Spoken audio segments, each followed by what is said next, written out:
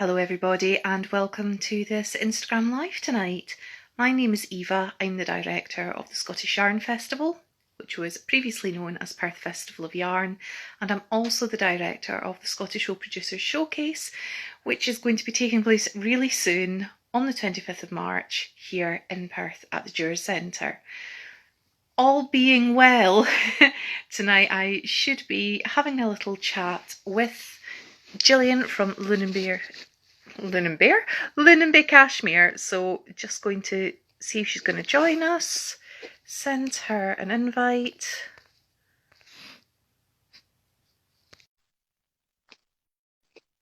This is the bit of it that I really do not enjoy. That nervousness. There we go. We've got you. Hi there. And I think someone's already after your hat. Yeah, I know. I think this was a bad idea. Being down at level. I think I might have to sit up a bit. I think it's the best idea. You can't be in the kidding shed and not have goat shenanigans going on. They like to call you at the wrong time.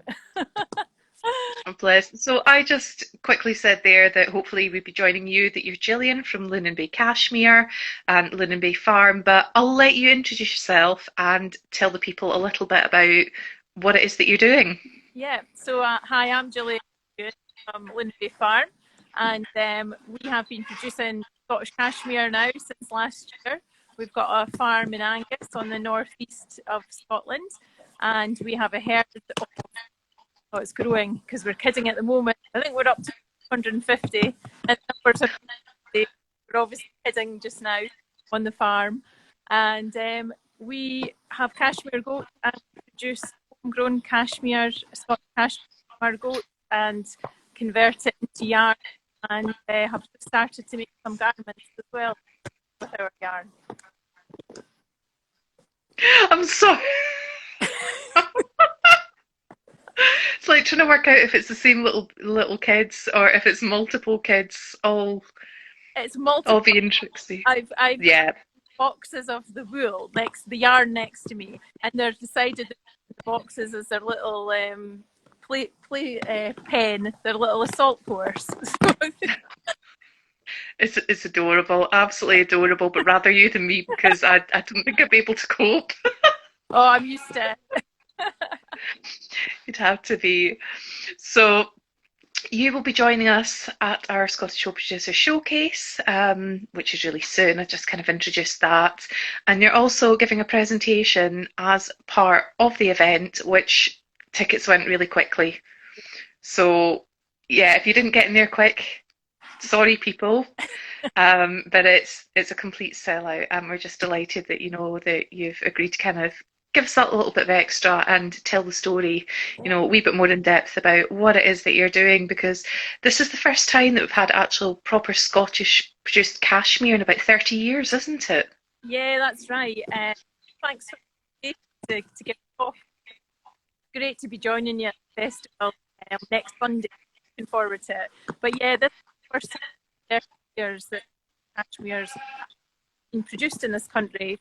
Also, we've got this really strong industry of cashmere processing, and done for generations. We're real innovators, and that's all the cashmere that you buy nowadays is actually imported and has been for a long time from China and Mongolia, Afghanistan. So the project back in there, where a group of farmers formed a cooperative to try and produce homegrown cashmere.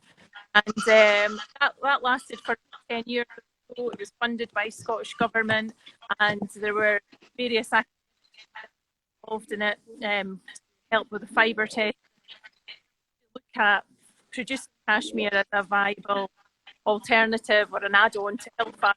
Any of the farmers had a small herd of cashmeres and all consolidated their fibre, and it was processed up at Johnson's of Elgin that we produced the garment. So it was a great project. Lasted about 10 years or so. As part of my research, I've been trying to track down a lot of the cashmere farmers that were involved and to find out, what their experience of the whole project was. And it's been interesting, an interesting journey to find some of the cashmere farmers who are obviously delighted that someone else has got back into sharing their knowledge with us, and some of them still have a few kind of cashmeres. So a great journey to learn some expertise that would have just been wasted. So there was a lot of knowledge that was gleaned from that project. So I think what we'll do with it going forward is take a slightly different perspective on it, where, cashmere, the issue with cashmere is you have small amounts of fibre per goat. So it's not like where you get about, depending on the breed that you're you would typically get about 3 kilograms of fleece from a sheep. With cashmere goats, you only get 250 grams per year. So it's tiny amounts, because what cashmere is it's basically the winter undercoat that the goats grow during the colder months, and then they would naturally cast springtime. And that's come and collect it by at a time where they would naturally cast it. So yeah, it's tiny amount of cashmere produced off goats. So you need to have lots of goats to be able to scale that up. So what we've been looking at is collaborating with sheep farmers who have native breeds, who have been producing the yarns and maybe want to add a little bit of softness to amplify the softness of the yarn.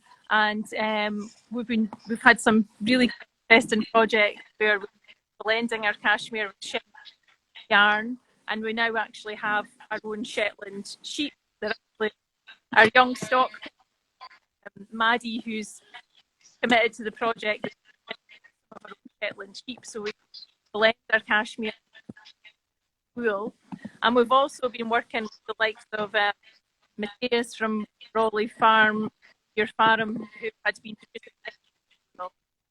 We sold him some cashmere goats, started to blend his wool with cashmere. So I think going forward, our goal is to working to get farmers who have native wool and potentially to amplify the softness of that yarn. So it's exciting. There's lots of projects going on here on the cashmere front. We're looking forward to the future. It is, and I've seen some pictures and I think sort of footage of Matteo just recently showing us he's just given his goats a little comb before they go to bed, almost like brushing their hair and collecting some of the cashmere. It's lovely. Actually, if you bear with me 2 seconds, I've been working with some of his yarn, so I can show you that.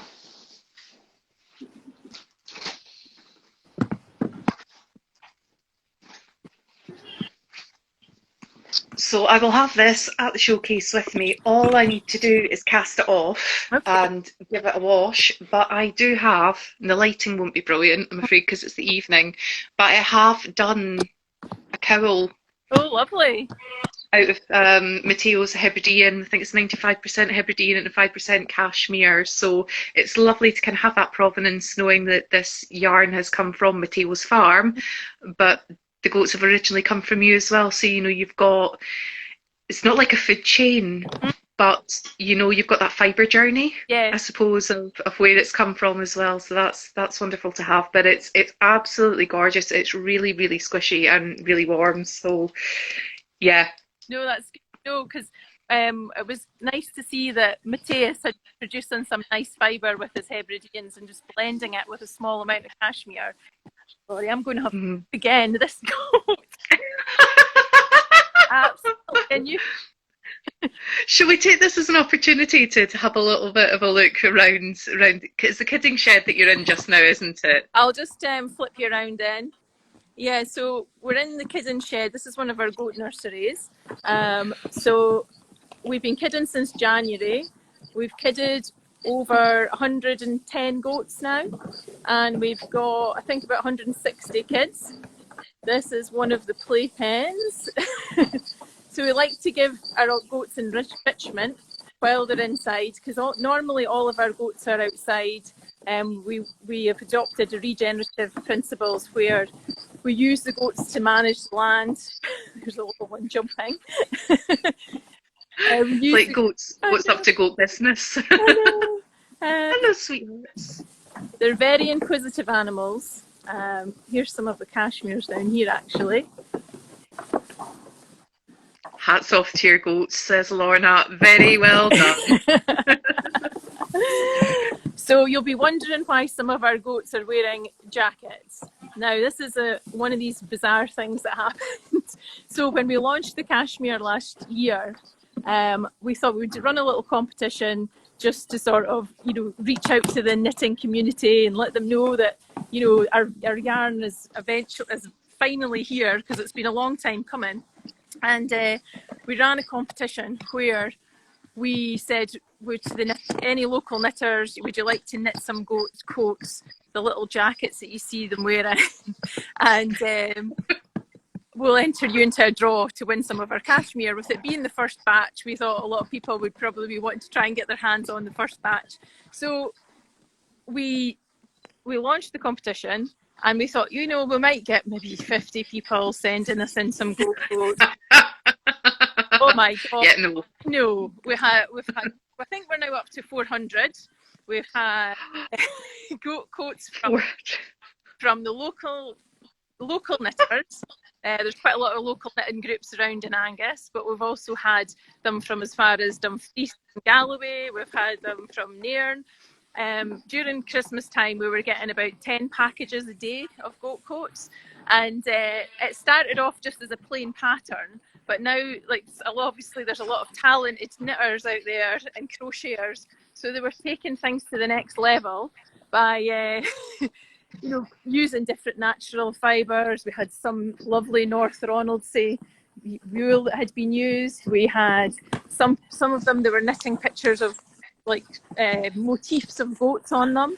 It was just really great to see, and it actually opened our eyes to how much talent there is out there in the knitting and crocheting communities. So it was great to see, and we're still getting goat coats coming into us all the time, which is good.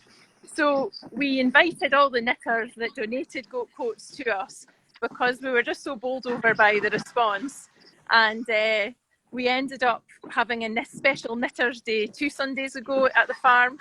So they all came in and they got to see their goats in coats and point out their knitted creations, and they were all delighted.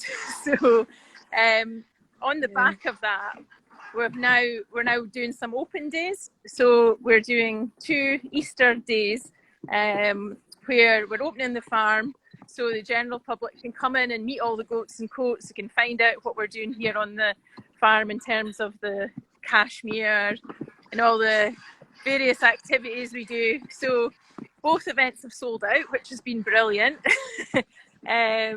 So we've been surprised how delighted people are to find out about goats. They're just, it's brilliant. I mean, how could you resist? I've got to admit, I had a favourite gold coat when you were starting to post them up in the beginning, and that Dent the Menace striped one is outstanding. Yeah. If ever you were going to capture a goat's personality within a goat coat, I think that's it. Well, it's so funny because one of our breeding bucks this year is called Dennis. So obviously our followers has been following the whole story of our farm that they'd picked this up. So they created this red and black Dennis the Menace goat coat. So yeah, he ended up fathering about 50 kids this year. So we've got busy boy. We've got lots of his offspring. But yeah, that one was one of our favourites, and there was so many. Just, I mean, even the sheer volume. We had some knitters dropping off maybe between 30 and 40 coats, and we were saying to them, this is great, but who do you normally knit for? And they're saying, premature babies, and we're like, don't prioritise our goats over the babies, please. It's lovely. It's lovely to receive all these goat coats, and we're really grateful.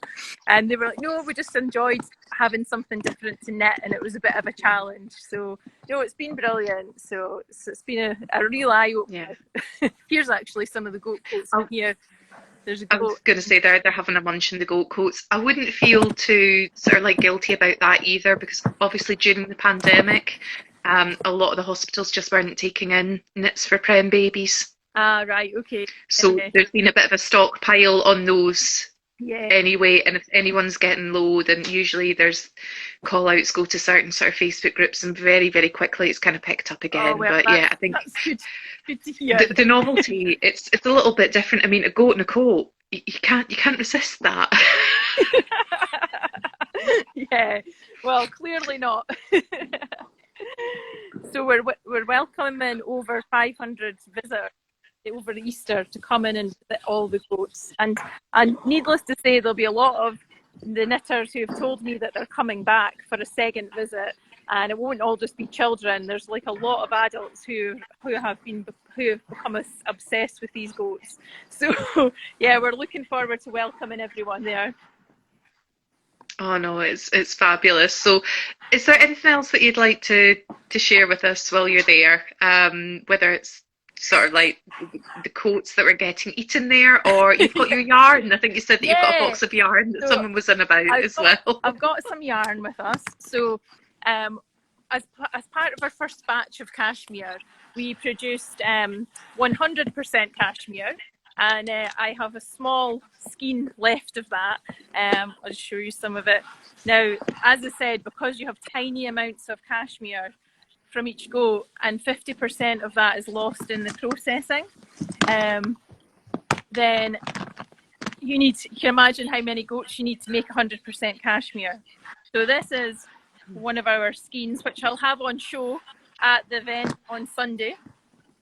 I'll show you it here. I'll stand up because these goats are just taking over. So Oh wow!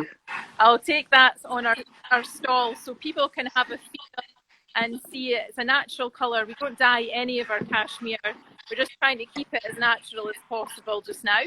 So this is 100% cashmere, and it's just so soft, and the amount of work and labour that's gone into this is unbelievable. Just Yeah. hundreds of goats being brushed. It's quite labour intensive because you have to brush the goat multiple times to remove all the cashmere. And I'll go into a bit more detail about how we do that at my talk on Sunday. Also, I have got some of the cashmere balls of the Shetland cashmere that we did. All of our cashmere is down at the board mill, so they've been great partner on the project. The challenge with processing cashmere, but that's processing. Any mill have the infrastructure that. We were lucky that the border mill had that in place. We're willing to work with on the project. So we'll have some of our 10% and 5% cashmere yarn with us. And up if I'm getting mauled again. Yeah. I think we lost a little bit there, just in sort of like the Wi-Fi or the internet sort of going down there. So just for people who missed that, maybe is the Border Mill specialises in processing and spinning alpaca fleece. So it's certainly been a challenge for them. I think that's kind of what you were saying, to go for a completely different fibre with a different kind of setup even within their established mill, because we do not have a mill infrastructure really to begin with in Scotland these days. Yeah, I mean, and that I'll go into it a bit more in depth during the talk on next Sunday, but that has been one of the big challenges is the processing. I'm sure there's lots of farmers like us that want to do more with their fibre, and whether it's cashmere or a goat, or do more with native breed sheep, and they try and add value to these products and sell them direct to consumer, because there's an appetite for natural fibre, and fibres that have that provenance. There is, and there's a talented group of knitters out there and designers who really want to source these yarns to make into stable textiles. So, yeah, I think the challenge is the lack of process and facilities, and that's not easy in itself. It's a lot of investment for the business to make. So yeah, we're lucky enough to partner with Ford to process our cash and blend it with the Shetland. So we've got more plans to do more blends in the future. And, yeah, it's quite we'll have something special at the event, only available event, and it's something that we've been asked about a lot since we started the project, and it's actually selling the fibre de-haired. So I know a lot of spinners have contacted me and said get some of the haired cashmere, which we've had done just for this event.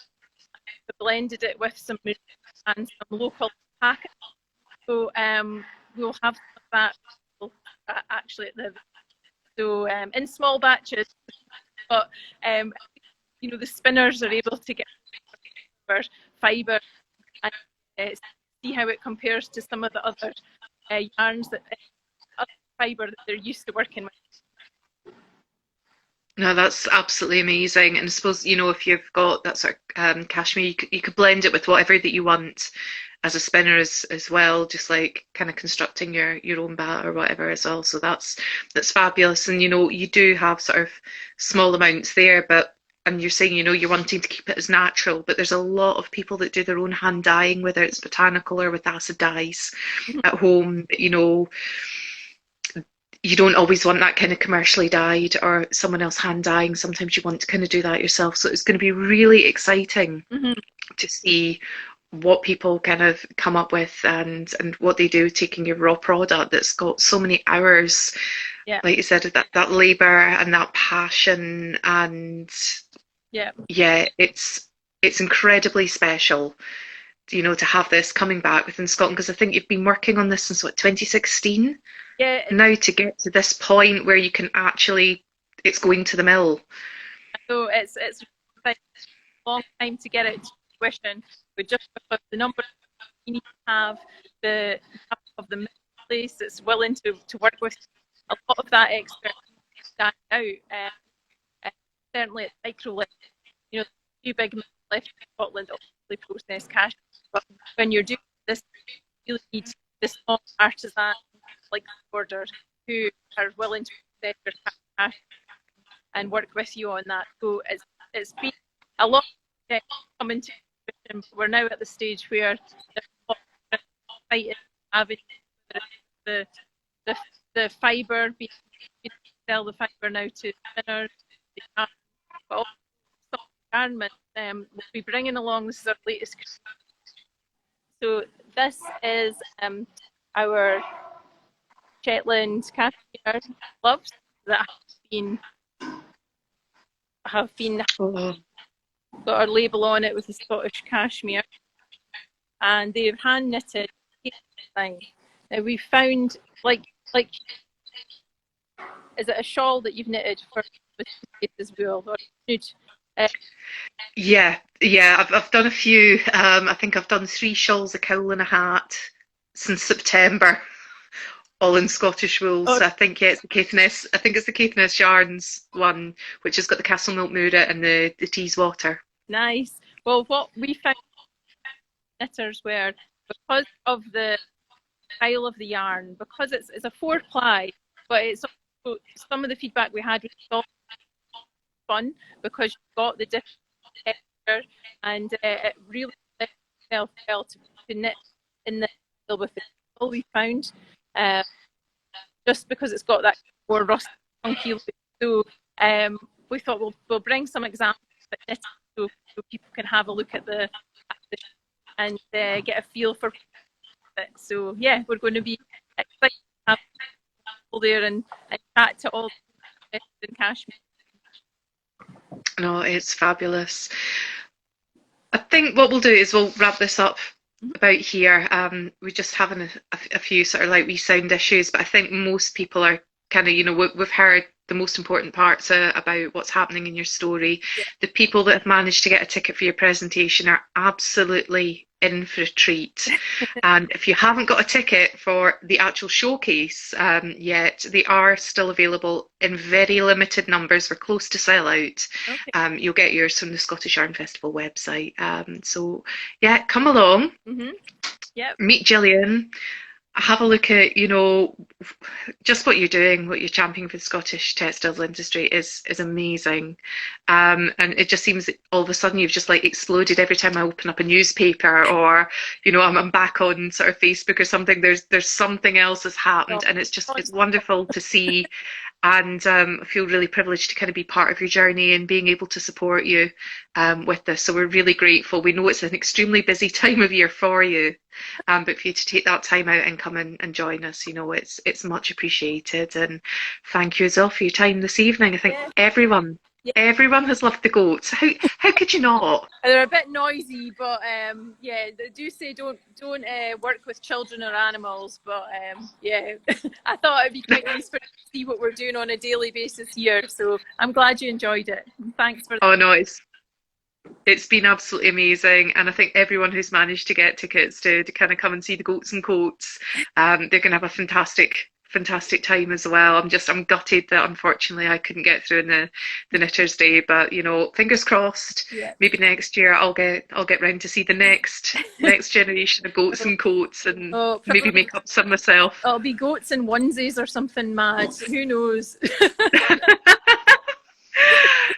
We will see you really soon, Jillian. Thank you so much. Thank you everyone who's joined us. I will be saving this and sharing it to my grid and uploading it to YouTube and whatever, so you'll all be able to watch later on at your leisure if you've kind of come in part way, or if you're just kind of stumbling across it. Don't feel that you've missed out. There's plenty of wholesome goat content for you.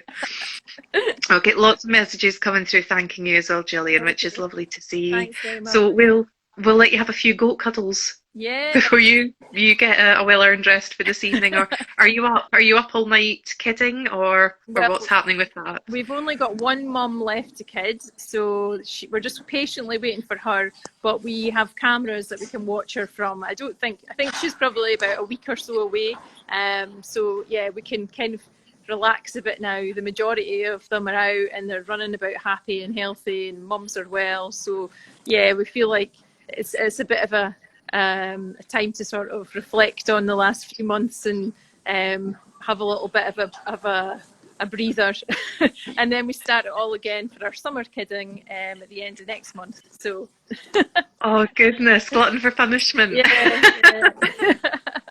Okay, well, have a good evening, and we will see you again really soon. Okay, see you later. Bye bye now. Bye.